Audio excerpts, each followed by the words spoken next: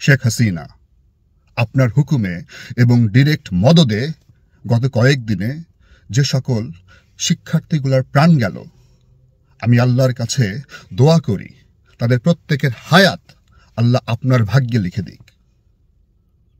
আপনি গত 15 বছর যেভাবে জনগণের টাকায় সারা বাংলাদেশকে আপনি একদম আপনার পারিবারিক জাদুঘর বানিয়েছেন, রাস্তায় রাস্তায় আপনাদের পরিবারের মূর্তি বসিয়েছেন, নাম ফলক বসিয়েছেন, এবং বাংলাদেশের বাইরে প্রত্যেকটা বাংলাদেশের হাই কমিশনকে আপনি আপনার বাড়ির ড্রয়িং রুম বানিয়েছেন।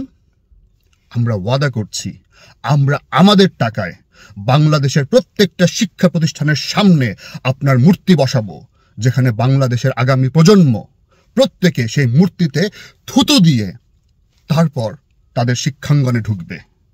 প্রত্যেকটা শিক্ষাঙ্গনের বাথরুম, পাবলিক টয়লেটকে আমরা আপনার ছবি দিয়ে বসাবো কমোডগুলোতে। সেখানে আপনার মুখ থাকবে কমোডে এবং প্রত্যেকটা শিক্ষার্থী আপনার মুখের ওপর পেচ্ছাপ করবে। ওয়াদা করতেছি, ওয়াদা, ইনশাল্লাহ। এবং আপনি জীবিত থাকবেন, সুস্থ থাকবেন ইনশাল্লাহ আমাদের দোয়ায়।